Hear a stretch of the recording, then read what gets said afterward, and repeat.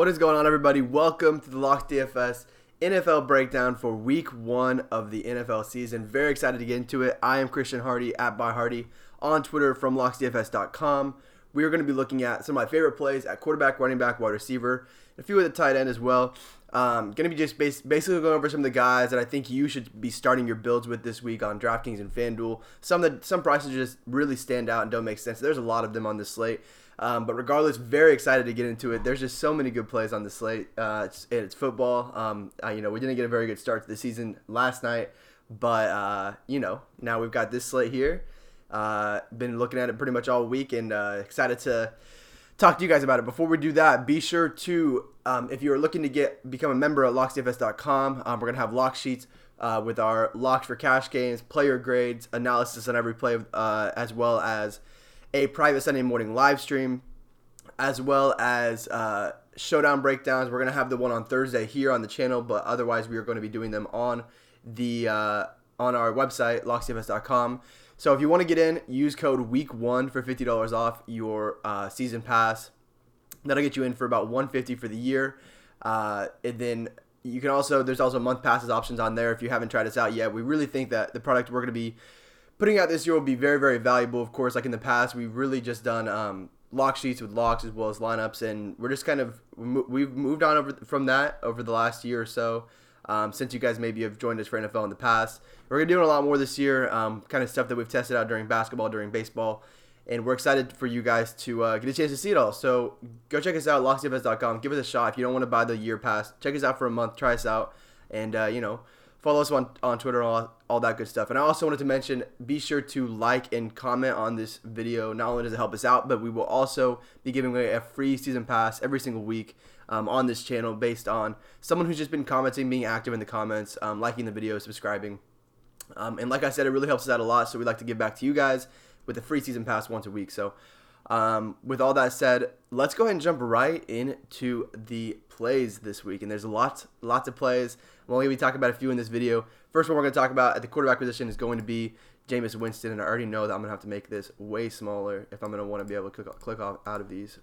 Wow, very sick. Okay, Jameis Winston. It just made myself way smaller, but it is what it is. Jameis Winston, this is an awesome pace-up spot for Jameis Winston. Pretty much the top game of the week to target in DFS games. Not only are both teams going to be playing a pace-up, but both defenses are very bad. So in Tampa Bay over the last few years, or in Arizona over the last few years, Bruce Arians ran basically a top 6 pace offense for the last 2 years, maybe even top 5. I'm not exactly sure. And now he's got a spot in Tampa Bay with Jameis Winston under center going up against a San Francisco team that was 27th in pass DVOA last year and didn't make any improvements really in the offseason. Winston is going to be a guy who not only is going to pass the ball a good amount, get a lot of play volume, but he's also going to add a little bit of rushing upside as well. Not as much someone like maybe Cam Newton or like a Kyler Murray, but I think the pace up is going to benefit him a ton in this game. And he's probably my favorite quarterback on the slate. And I think it's going to be very easy for you to pay up a quarterback this week, and he's going to be my guy that I prefer up here. A few other guys worth mentioning. I did mention Kyler Murray just now. He looked like he was going to be very heavily chalk when this slate came out, and I think there's no reason why you have to fade him necessarily in cash. And obviously the preseason did not go as planned for them. The offense looked very shabby at times. But he's still a very, very interesting play just because of his dual threat dynamic. Not only is he, going to pass the ball a good amount against a pretty bad defense in Detroit, but he's also going to add a bunch of rushing upside. I really do believe that. And besides that, he's also going to get a lot of plays off. Cliff wants to run this offense at a fast pace, and Murray's going to be the perfect guy to be able to do that. So Murray's got great upside at this price, so if you are looking for a cheap quarterback, he's still a guy I'm going to go to. I don't mind Lamar Jackson here in the middle either with his rushing upside. Definitely like all 3 of those guys, and there are more options, but those are going to be my top 3 quarterback options this week. Cool, let's go ahead and move on to running back, where there are so many running back options in terms of just point per dollar this week. So But I'm just gonna go over two on this video. We'll have plenty more on the lock sheet. I mean, there are a ton this week. Especially there's gonna be a lot of ownership being condensed on certain players, which means that ownership will be lower on a lot of guys that are in really great spots. So, well, let me talk about these guys. We're gonna have lots of guys in the lock sheets that I think will really be great for tournaments this week, because I think ownership could be condensed on some of the more obvious plays. And the first one is going to be Chris Carson, who is 5,700 on DraftKings and 6,600 on FanDuel, which the FanDuel price is just absurd for Chris Carson. That is way too low.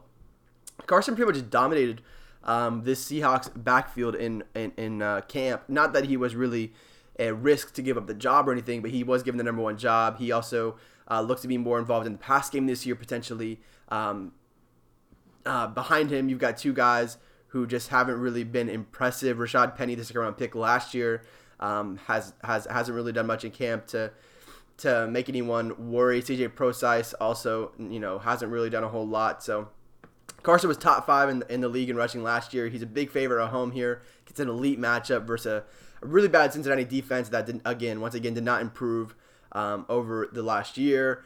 Pretty much he's in line here for at least 20 touches, I would say, which you absolutely love to see out of your running back. The Seahawks love to run the ball, so if they get up in this game and they decide to keep Carson in, we could see him get upwards of 22, 23, 25 type of touches in this game. There's no reason why you shouldn't be locking and loading Carson in cash games this week. And like I said, there's plenty of guys to pivot to in GPPs. I'm not sure. I would still want to be very heavy on Chris Carson at that price. I mean, the price is just way too low for the workload that he's going to be getting. Okay, so moving on to our next running back. Like I said, there's a bunch of the mid-range here, and the second one I'm going to talk about is going to be Dalvin Cook. Cook is a bell cow in Minnesota. If you guys don't know, obviously he kind of emerged as that down the stretch last year, and a guy who also can get involved in the passing game. He had a very nice run in the preseason that is going to help the hype a little bit around Cook. He's again one of the top plays across the board. He's $7,400 on FanDuel, so that's a very good price as well. The Falcons are notorious for really giving up easy passing yards or receiving yards to running backs. Their scheme, Dan Quinn's scheme, just leaves a lot of space for running backs in the middle of the field. It's just a big hole in his scheme. It's been a hole in his scheme for years, and Cook should be able to take advantage of that here in a game that is actually an interesting game to stack, just because it's in the dome. Julio and Matt Ryan usually produce much, much better in domes. And then you've got the other side of it with Dalvin Cook. You've got the other side of it with Adam Thielen, where Stephon Diggs is beat up a little bit. So it's an interesting game to stack, but Cook is definitely my favorite option for cash games, just because he's pretty much a lock again for 20 touches. He's got some receiving upside. He's a 4.5 point favorite at home, and he should get a ton of ownership here as well. So Falcons ranked 30th in run defense DVOA in 2018, and again made no significant improvements across the front seven. So Cook is, again, for me, like Carson, really just a lock and load in cash games this week. I think that he is a very, very obvious play. I think there are a lot of other good plays in here. And even at the top, you've got McCaffrey at the top. That's my favorite expensive running back option. But really, I'm definitely playing those two guys pretty much in cash. I feel pretty confident I'm going to be locking those two in. So there you go. 2 free plays for you. Okay, let's move on to wide receiver now, instead of talking about a bunch of the other running backs I like that you can get at locksdfs.com. So I think one of the chalkiest wide receivers this week on both sides is going to be Chris Godwin. Not only has he got a bunch of hype around him in the preseason, and deserved hype in the preseason. Not only is he a very, very talented receiver, but he's also going to have a very increased opportunity this year with Tampa Bay losing Adam Humphries and Deshaun Jackson in free agency. That is a combined 224 targets that have to be dispersed somewhere. Godwin is going to be playing the slot for most of this year, and it makes sense that he would get a lot of those targets. Obviously, not all of them, 224 targets, not going to be getting all those, but he's going to be getting a heavy share of what Adam Humphries and Deshaun Jackson saw. And not only that, we saw Godwin only play about 64% of the snaps last year, and did a lot with that 64% of the snaps. For the record, I mean, he had a lot of really strong games playing those snaps. This year, of course, he's going to be pretty much locked into at least 90 plus of those snaps. I mean, he is the clear wide receiver 2. He's going to be getting snaps out of the slot, which we love to see. That's the most productive spot for a wide receiver to have in almost any offense. He should be on the field for like all those snaps. San Francisco ranked 31st versus slot receivers in 2018, according to Football Outsiders DVOA. So I'm expecting huge numbers for Godwin in this game and going forward. Of course, you've also got Mike Evans going to be the wide receiver 1 in this offense. He's the third most expensive wide receiver on the slate. I actually prefer both the guys above him a little bit more if you're looking to pay up in cash games. But all three of these guys are pretty much going to be more GPP leaned options. And if you want to stack it up with like a three-way, just a full stack with like Evans and Godwin and Winston, this is actually a really good spot to do it just because, like I said, this game is going to be very pace up. But Godwin is my favorite option out of the Tampa Bay passing game. And then the second guy I'm talking about is going to be Tyler Lockett. So Tyler Lockett is really just another guy who is going to have really great opportunity in this spot. We talked about how much I love the Seattle offense for Chris Carson. I mean, I think this is just a smash spot for them overall. Lockett has a massive role locked down in this offense this year. And he's going to be, again, playing out of the slot, which we absolutely love to see. Guy who can not only run the intermediate routes, but can, he's a burner. He can absolutely go over the top and get open down there. He did that all the time at K-State. He's done that for Seattle since his time in the league. And really, this receiving core is just so banged up. So, I mean, just pulling up like what we're looking at here for this team. Click Odyssey, Cincinnati there. DK Metcalf missed a lot of the preseason. He is obviously, I believe, their first-round rookie. But who knows how much he's going to be able to produce off the bat. It's not like this is a super complicated offense, but at the same time, it's a guy who missed pretty much all of camp. And, he's practicing now, but he should be behind in the playbook and all that sort of stuff. It's hard to really trust him, especially on your own team. That is a very GPP-oriented play if you're going to go with him in GPPs. If you want to go with the Seattle stack. David Moore, not expected to play. Jerron Brown is a guy who was cut, came back, and now he is questionable to play after being limited on Wednesday. I think he will go. I think he will be able to play, though, for the record. So, I mean, then you got John Ursua, who he should get some snaps as well. Very good receiver out of Hawaii. Very, very talented, but just don't know how much these guys, Ursua and Metcalf, are really going to be able to produce out of the gate just because, how much of the offense did they know? Locke has been here for years. He's very, very cheap.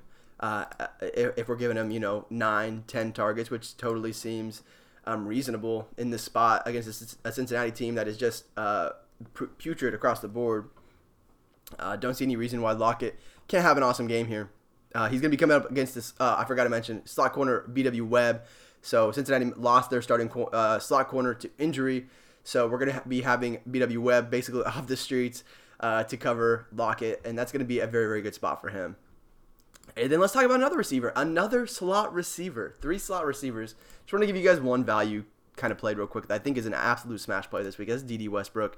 D.D. Westbrook going to be playing Kansas City, obviously one of the highest paced teams in the league. Patrick Mahomes, he's going to do his thing, and Andy Reid's going to run a lot of plays, and that's just how it's going to be. Westbrook is on a team where, Nick Foles is going to be under center. So Nick Foles, guy who loves to target his slot receivers, traditionally. So I remember reading an article on 444.com from TJ Hernandez saying that Westbrook Foles is the 6th highest target rate to a slot over the last, I believe, 3 seasons. Westbrook is a guy who has that role locked down. He is the clear. I'm expecting him to lead this team in targets this year, Westbrook. So he's also going to be drawing one of the best corner matchups in the league in Kendall Fuller. Obviously, last year he was absolutely putrid. Worst slot corner. I don't know where he ranked in terms of actual corners, but I'd imagine not very good. He was a targetable guy for DFS guys all year long last year. D.D. Westbrook, 4,800 on FanDuel. Really like him as a value play. If you're looking to get cheaper, there are going to be some other guys down here. I'm going to leave him out of the video. But there are going to be some other guys that are going to be on the lock sheet. Lots of other guys that are cheaper than Westbrook. Westbrook's just the one I feel best about in cash, under 5K. So I want to mention real quick, go over to FanDuel over here real quick, and mention that at wide receiver, I really thought these 2 prices were interesting. First one going to be Tyreek Hill at 7,600. He's almost 1,000 less than Julio Jones. I think that's a really good discount to be getting for a guy like Tyreek Hill, even coming up against Jalen Ramsey. Just got the contract extension today. Don't think that's going to really affect how he plays too much, but it's good to see. I guess, however you feel about Tyreek Hill. But I think that price is just way too cheap. And I also think the Adam Thielen price, I like him on DraftKings as well, but I think this price on FanDuel is just very, very cheap. Makes him a great point per dollar play. Just makes a lot of sense. So, okay, let's go and wrap up the video going through tight ends real quick. And I want to talk about one at the top and one at the bottom. I didn't want to just give you guys a cheap tight end. I do tend to kind of go that route in cash. But like I said, just because there are so many cheap guys, I mean, we talked about 4 guys around the 6K range that you're going to have some money to spend. And, I don't know where you want to do that. You can spend it in your flex, you can spend it on your third wide receiver. I don't know. You can play around with it. But one place you can spend it is going to be George Kittle. We talked about how much we love this Tampa Bay game. It's going to be pace up. Both these offenses should run at a top, pretty much, I would say, 6 pace in the league. And both defenses are absolutely putrid. Tampa Bay has one of the worst drop-offs on defenses that they've probably, in the league. I mean, they've just lost so many pieces on that defense that it's really gonna improve things for George Kittle here, and it's gonna really hurt that defense that already wasn't great last year. So again, we got a pace up spot here. George Kittle. Talking about San Francisco target share, it's kind of tough to really figure out exactly how it's going to play out. I'll kind of sort again here by San Francisco receivers. Dante Pettis is the guy who is expected to be the number 1 receiver. However, he's been kind of talked down in camp, and it's kind of tough to see exactly how his role is going to play out in this offense. I think he plays as more of a GBP play this week. Marquise Goodwin is a guy who I could have talked about at wide receiver. He is a cheap guy, 4K. Makes some sense in GPPs as well as in a game stack. Debo Samuel's a rookie. Don't know how much he's going to be able to play off the bat, but he looks like he may even have a starting role or close to it. Really, Kittle just looks like especially with the negativity surrounding Dante Pettis, which may just be kind of fluff, negative fluff. Whoa. I am very interested in Kittle and his target share in this game. Obviously, we saw last year him getting massive targets over the year. Ended the year with 1,300 yards, pretty much almost out of nowhere. So, I think he's my favorite tight end this week if you're paying up because of the matchup, because of the pace, because I think he could continue to get those big targets. Really, really like Kittle this week.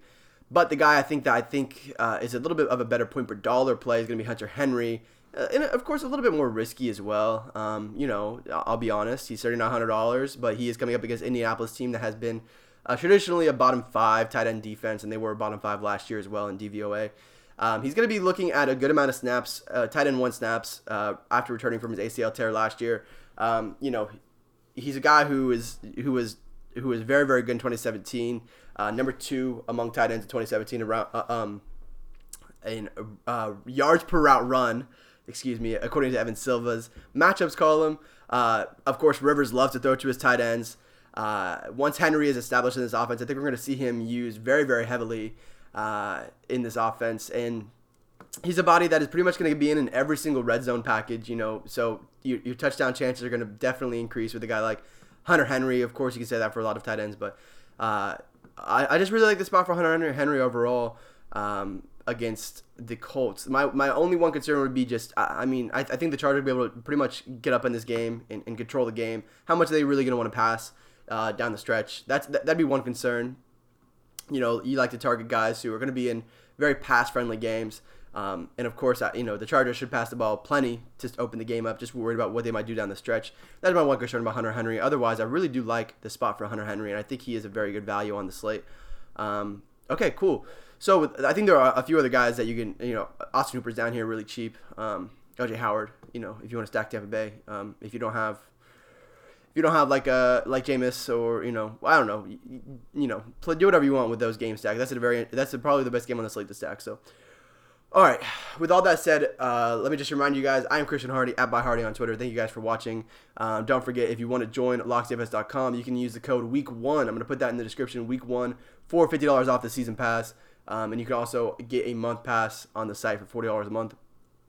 Don't forget to comment, like on this video. It helps us out. We also give back to you guys every week with a free season pass to someone who's been commenting with positive feedback or maybe your favorite play, whatever. Maybe if you disagree with some of my takes, feel free to throw those out there. But with all that said, thank you guys so much for watching. I will see you guys back here next week for week 2 And good luck on week 1, guys. Good luck. Let's go get it.